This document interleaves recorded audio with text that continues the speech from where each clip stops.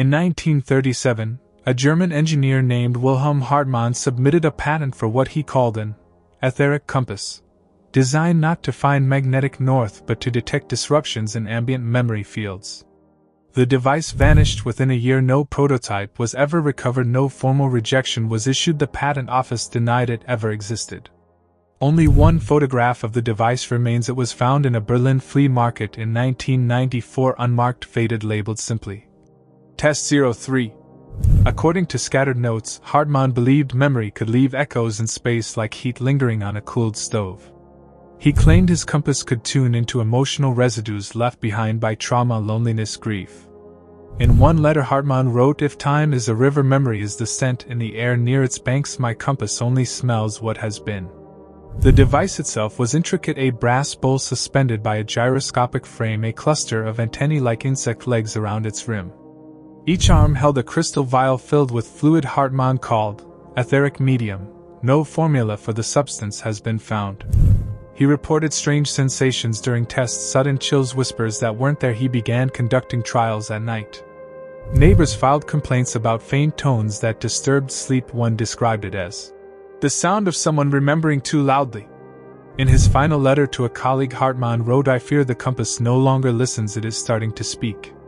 What happened next is unknown. By 1939 his laboratory was emptied. The building was converted into a bakery. No surviving relatives, no surviving papers, just fragments, torn blueprints, water-damaged notebooks, one photo of the device. But in 1956 a similar drawing surfaced in a CIA document analyzing Nazi technology. The label read, "Potential psychological applications, redacted." The document mentions the Hartmann compass only once, a margin note underlined twice. "Determine if auditory phenomena are reproducible."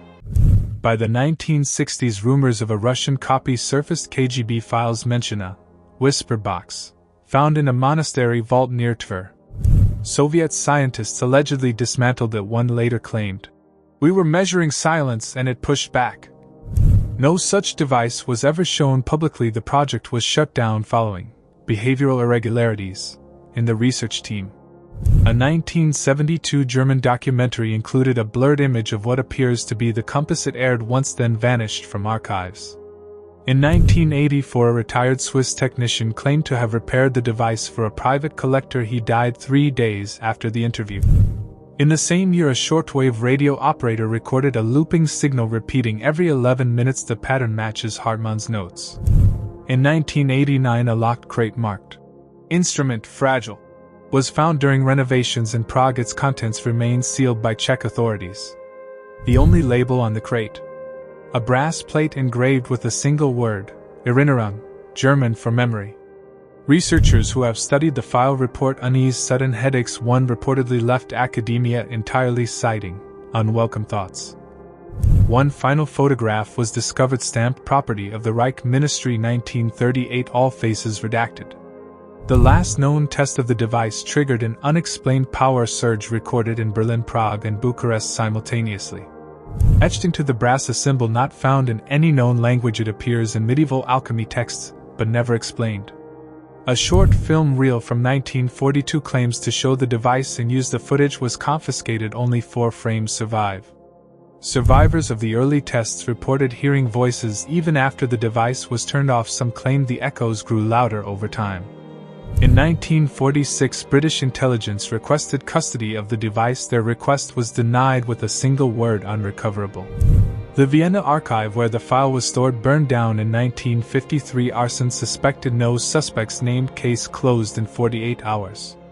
In 1979, the same unknown symbol reappeared in a classified ad in a London paper. No product listed, just a date.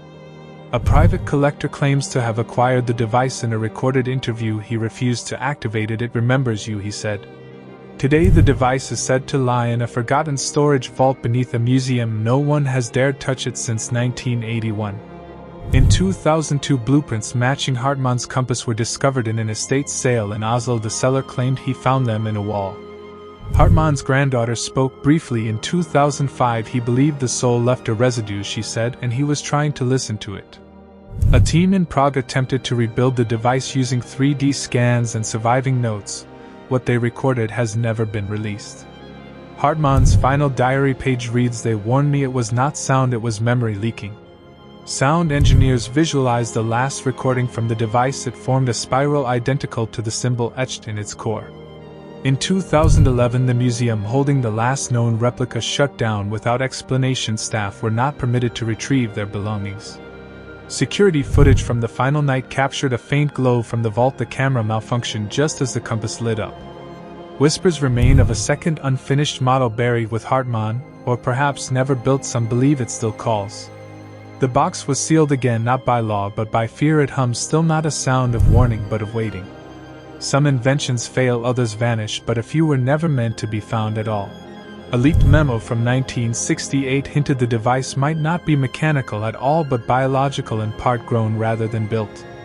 The name Hartmann appears in a 1951 Soviet transcript describing an unauthorized contact attempt with an object that emitted coherent dreams.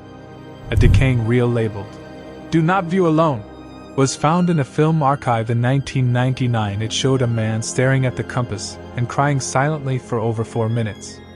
An audio loop extracted from the device produces a near-silent tone that, when analyzed, reveals phonetic shapes matching ancient Sumerian lullabies. To this day, no one has explained why every image of the device taken after 1940 shows slight differences, as if it keeps redesigning itself.